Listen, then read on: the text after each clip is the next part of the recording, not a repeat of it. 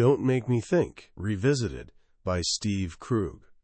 Picture this. A friend of mine had a flight booked on what turned out to be the most nerve-wracking day imaginable. The airline was locked in tense negotiations with its union, and a strike was hanging in the balance like a sword over everyone's heads.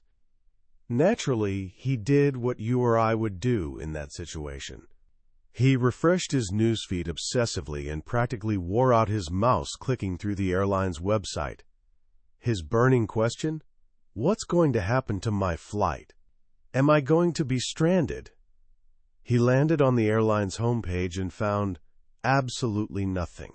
Not a peep about the looming strike. He scoured the site like a detective searching for clues. He combed through FAQs. He scrolled endlessly through press releases. Everything was business as usual, as if the entire company had collectively decided to ignore the elephant in the room. Think about the absurdity of this for a second. On a morning when hundreds of thousands of anxious customers had one burning question, the airline simply pretended it didn't exist. It was like watching someone stick their fingers in their ears and hum loudly while their house is on fire. My friend's trust in that airline, built on countless flights and millions spent on branding, crumbled like a sandcastle at high tide. But here's the thing. This story isn't just about one company's spectacular failure. It's about something much bigger, a fundamental disconnect in how we design digital experiences versus how human beings actually experience them. It's a failure of basic common sense. And it's exactly the kind of problem that a brilliant observer named Steve Krug decided to tackle with his deceptively simple book, Don't Make Me Think. First published way back in 2000 and lovingly updated over the years, this book has achieved something rare in the tech world. It's become timeless. It's sold hundreds of thousands of copies. Not because it's packed with complex frameworks or cutting-edge trends, but because it contains something far more precious and elusive, profound wisdom wrapped in beautiful simplicity.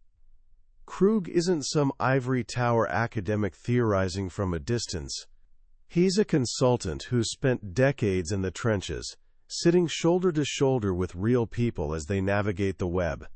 He's witnessed their confusion firsthand, felt their mounting frustration, and distilled everything he's learned into one powerful transformative idea. Here's my promise to you. By the time we're done here, you're going to understand this idea so deeply it'll feel like you've developed a sixth sense. You'll start noticing the invisible architecture that makes some websites feel like magic, while others feel like trudging through quicksand. And here's the beautiful part. This isn't just for designers or developers. This is a masterclass in empathy, in communication, in truly seeing the world through someone else's eyes. So settle in. Let's dive into this together. If you cornered Steve Krug at a coffee shop and asked him the single most important thing you could do to make something easy to use, he wouldn't launch into a lecture about sophisticated design principles or cutting-edge technology. His answer would be devastatingly simple. 3 words that change everything. Don't make me think. This is his first law of usability, and everything else revolves around it like planets around the sun. What does it actually mean?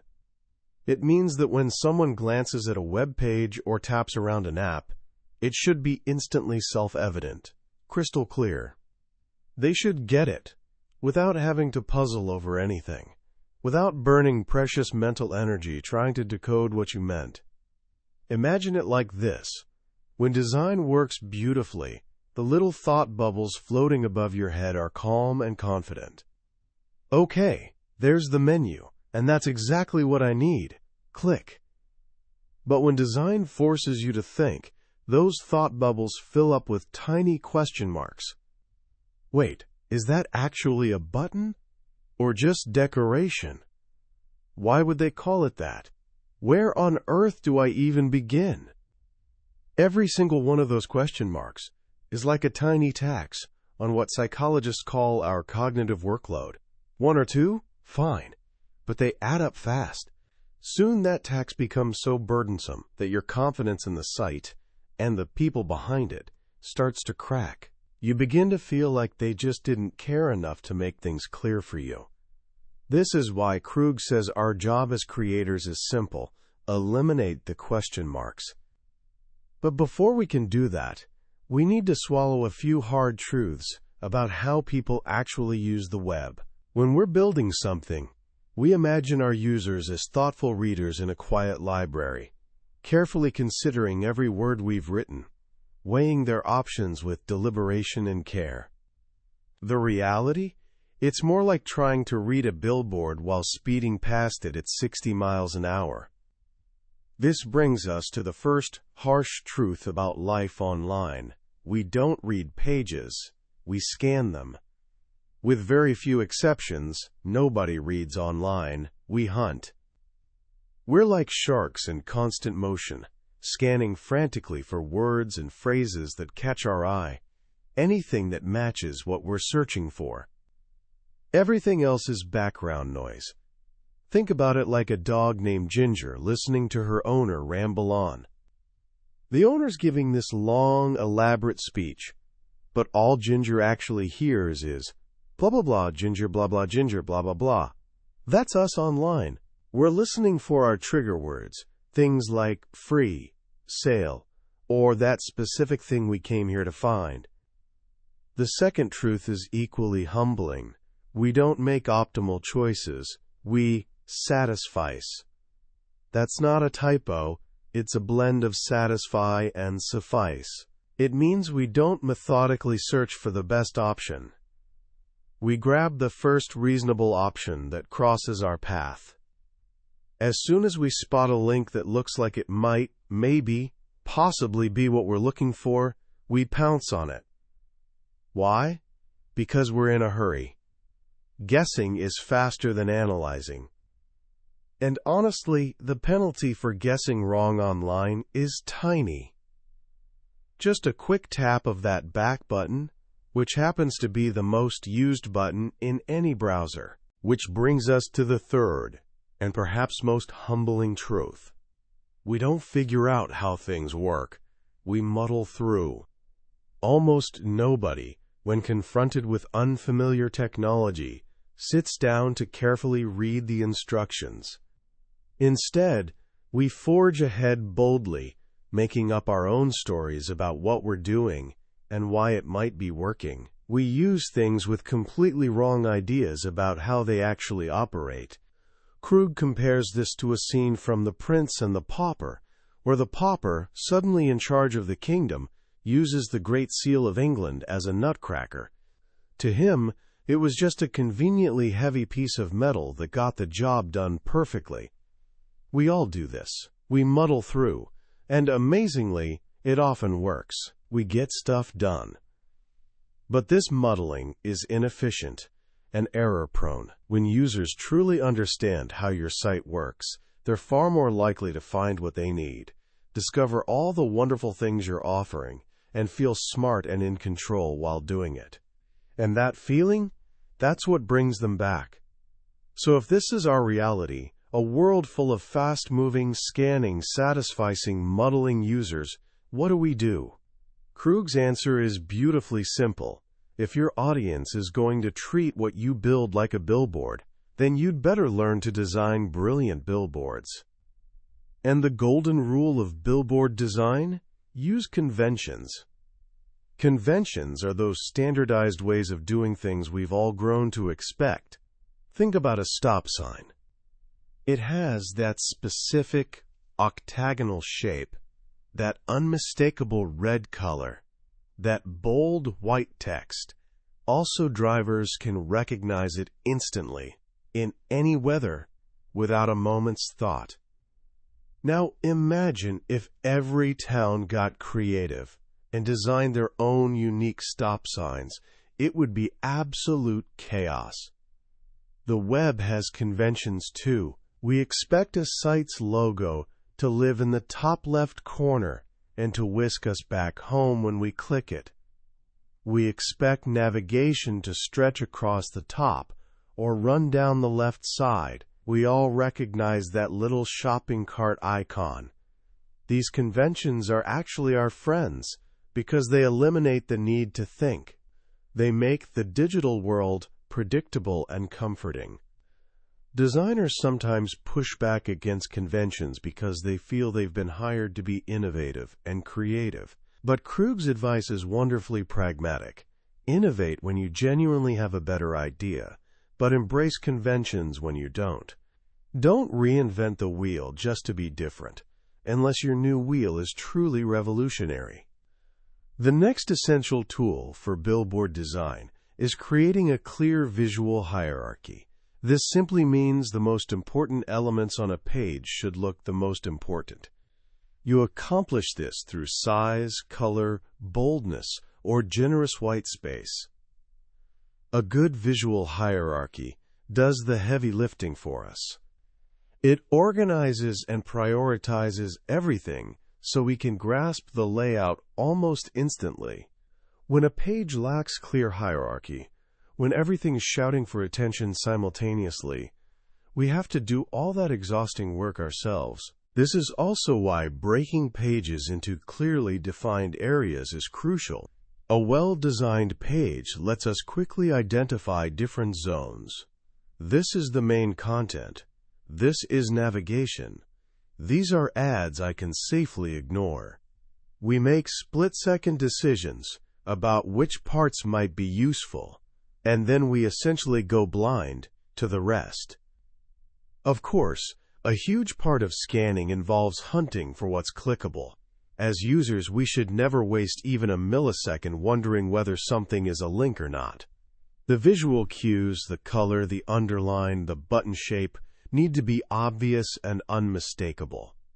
And finally, designing a good billboard means keeping the noise down. Visual noise comes in 3 flavors: shouting, when everything's competing for your attention; disorganization, when a page looks like someone ransacked it; and clutter, when there's simply too much stuff crammed in. The solution. Krug offers his third law of usability, which sounds radical, but is dead serious. Get rid of half the words on each page, then get rid of half of what's left. This sounds extreme, right? But he absolutely means it. Eliminating words nobody will read reduces noise, makes useful content pop, and makes pages shorter and less intimidating. The 2 biggest culprits? What he calls happy talk and instructions. Happy talk is that fluffy promotional text welcoming you to a site and telling you how wonderful everything is. It's the "welcome to our website" stuff that conveys exactly 0 real information. It's like small talk at a party, and web users don't have patience for small talk. They want to cut straight to the chase. Instructions are even worse. Here's a simple truth: nobody reads them. The goal should always be making everything so self-explanatory that instructions become unnecessary. If they're absolutely essential, trim them down to the absolute bare minimum. These principles of clarity and simplicity extend far beyond individual pages. They form the foundation of how we find our way around an entire website, the art of navigation. Think about navigating a physical space, like wandering through a department store. You walk in and immediately look for big signs pointing to tools, or lawn and garden to find the right department. Then you check the signs at the end of each aisle. You drill down, level by level, until you find exactly what you need. Navigating a website follows a similar process, but with one crucial, disorienting difference. On the web, we're weightless. There's no sense of scale, no sense of direction, no sense of location. Clicking a link isn't like walking down an aisle. It's like being teleported. 1 second you're here, the next you're somewhere completely different. This is why we're so often lost in space online. Good web navigation compensates for this missing sense of place. It's simultaneously your map, your street signs, and your compass, all rolled into one elegant system. It tells you where you are, what's available here, and how to use the site effectively. That's why every page needs what Krug calls persistent navigation, the set of elements appearing on every single page. This usually includes a few key components. First, the site ID, or logo, acting like the name on a building's front, constantly reassuring you you're still in the same place. Second, the sections, or primary navigation, the main departments of your site. Third, the utilities, helpful tools that aren't content, like sign in, help, or a shopping cart. And finally, a search function. Just as important as the map are the street signs. Every page needs a clear page name, prominently displayed, that matches the link you clicked to arrive there. If you click Hot Mashed Potatoes, you should land on a page titled Hot Mashed Potatoes. Sounds trivial, right? But breaking this silent contract erodes trust and creates confusion faster than almost anything else. To help us know where we are, we need a "You Are Here" indicator, usually done by highlighting the current section in the navigation. And finally, many sites use breadcrumbs, that little trail at the top, showing the path from home to your current location, like home products bivalves. They're a simple, space-saving way to show where you are and make it easy to backtrack. To test whether navigation actually works, Krug created a brilliantly simple exercise called the trunk test. Imagine you're blindfolded, thrown in a car trunk, driven around randomly, then dumped on a page deep inside a website. When the blindfold comes off, you should instantly answer these questions just by glancing around. What site is this? What page am I on? What are the major sections? Where am I in the grand scheme of things? If a page passes the trunk test, its navigation is doing its job beautifully. Now, all these elements converge in the most contested piece of digital real estate in the world, the home page. The home page has an impossibly difficult job. It needs to establish the site's identity and mission, provide an overview of the entire structure, offer search functionality, showcase the best content, display timely updates, accommodate advertising deals, provide shortcuts, and handle user registration, all simultaneously for every single visitor. It's where everyone in the company wants prime real estate, because a link on the home page drives serious traffic. This often creates what Krug calls a, quote, tragedy of the commons, where so many people pile on their own priorities that the page becomes an overgrazed, cluttered mess that serves no one well. Amidst this chaos, the most crucial job of the home page often gets buried, conveying the big picture. When you land on an unfamiliar site, the home page must answer 4 essential questions in those first critical seconds. 1. What is this? 2. What can I do here? 3. What do they have here? 4. Why should I be here and not somewhere else? Getting this right in those opening moments is what Krug calls the Big Bang Theory of web design. Our initial impression forms in milliseconds and is a surprisingly accurate predictor of our overall experience. If we get it immediately, we're far more likely to have a successful visit. If we start confused, we usually just spiral into deeper confusion. A clear tagline next to the logo can work wonders here, a short, punchy phrase summing up the site's purpose. So how do we know if we're getting any of this right? How do we escape our own biases and assumptions? This brings us to the ultimate remedy for bad design. Inside most organizations, discussions about usability often devolve into what Krug calls religious debates. People express passionate personal beliefs about what they like or don't like, and they tend to assume most users are just like them. Designers want stunning visuals. Developers want clever features. Marketing wants bold promises. Everyone's arguing from their own perspective. They get stuck debating the myth of the average user. But here's the truth. There is no average user. All web users are unique, and all web use is deeply personal and idiosyncratic. The right question isn't, do people like drop-down menus? The right question is, does this specific drop-down menu, with these particular words, in this exact context, work well for the people likely to use this site? And there's only one way to answer that question: testing. You don't need an expensive lab or a psychology PhD. Krug champions a beautifully simple, do-it-yourself approach. Once a month, for one morning, recruit 3 ordinary people. Give them a few tasks on your site, and simply watch them. That's it. You sit beside them and ask them to think out loud as they work. The experience is genuinely transformative. Watching someone struggle with something you thought was blindingly obvious is a profound lesson in humility. It reminds you that you are not the user. Testing one user is infinitely better than testing none.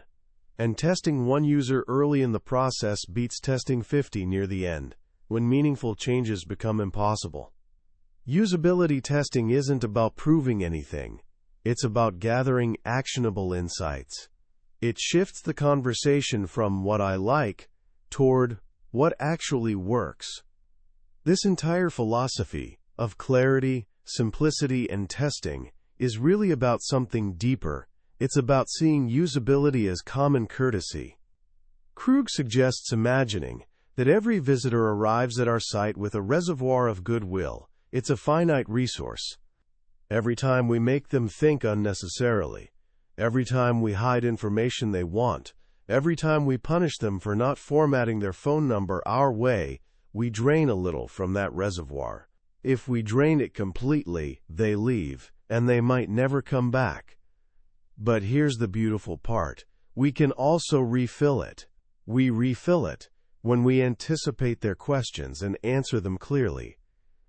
We refill it when we save them unnecessary steps. We refill it when we're upfront and honest, even about things like high shipping costs. In short, we refill it when we act like a mensch, that wonderful Yiddish word for a person of integrity and honor, someone who simply does the right thing. This is especially true regarding accessibility. Making our sites usable for people with disabilities isn't just a technical checkbox. It's profoundly the right thing to do, and the single best thing you can do to improve accessibility? First, fix the usability problems that confuse everyone. Because if a site confuses people generally, it'll be exponentially more confusing for someone using a screen reader or other assistive technology. In the end, this little book teaches us that creating things that are easy and pleasant to use isn't rocket science. It's about stepping outside our own heads, seeing the world from someone else's perspective, and having the basic decency to make their journey a little easier. It's about choosing clarity over clutter, empathy over ego, and above all, remembering that on the other side of the screen is a person, a real human being, who, just like us, simply doesn't want to be made to think. As technology has evolved dramatically since this book first appeared, from bulky desktop computers to the sleek, powerful smartphones in our pockets, you might think Krug's advice would feel dated by now. But here's what's remarkable. Don't Make Me Think has become more relevant, not less. The reason is beautifully simple. This book was never really about technology. It's about people. And while technology changes at lightning speed, human psychology changes glacially slowly. The principles Krug lays out, clarity, simplicity, empathy, are timeless, because human nature is timeless. The frustration we feel when we can't find something on a mobile app is exactly the same frustration we felt on a clunky website 20 years ago. The relief we feel when something just works is universal and unchanging. For you, as someone building your own future, this book offers more than practical advice for creating good websites. It offers a powerful mindset applicable to almost anything you'll create, whether it's a class presentation, a project for your first job, or even just an email to a friend. The core lesson is about communication. Before you can be creative or clever or brilliant, you must first be clear. The world is drowning in noise.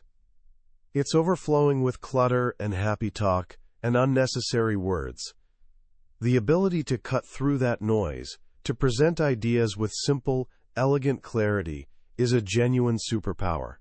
It's a skill that will make you a better writer, a sharper thinker, and a more effective leader. So here are a few simple ways you can start practicing this superpower today.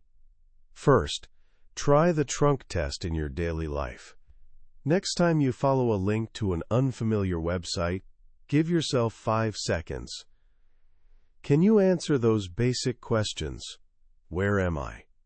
What can I do here? If not, why not? Simply noticing moments of confusion is the first step toward understanding how to prevent them. Second, practice Krug's third law on your own writing.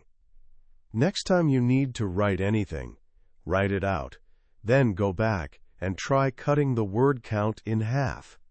Then cut it in half again. You'll be amazed how much stronger and more impactful your message becomes when you strip away everything non-essential. And finally, start noticing your own question marks as you navigate the digital world. Every time you pause and think, wait, what does that button do? Or where did they hide the settings menu? You're experiencing bad usability. By simply becoming aware of these small friction points, you'll develop an intuition for what works and what doesn't. You'll start seeing the world through the user's eyes. That was the book summary of Don't Make Me Think, Revisited, by Steve Krug. We've certainly touched on the big ideas today, but a summary is like gazing at a map of a beautiful country. The real adventure, the real discovery, happens when you decide to travel there yourself. This book is filled with wonderful illustrations, witty observations, and a depth of common sense that can only be truly appreciated when you read it firsthand. If any of these ideas have sparked something in you, I encourage you to grab a copy. It's a quick read that will stay with you for years, changing not just how you see websites, but how you think about communication itself. The link is waiting for you in the description below. Also, if you found this summary valuable and it gave you a fresh way to think, please take a moment to hit that like button and subscribe to our channel. It lets us know we're on the right track and ensures you won't miss our next journey into another transformative book from the Billionaire's Bookshelf. Let's keep learning and growing together.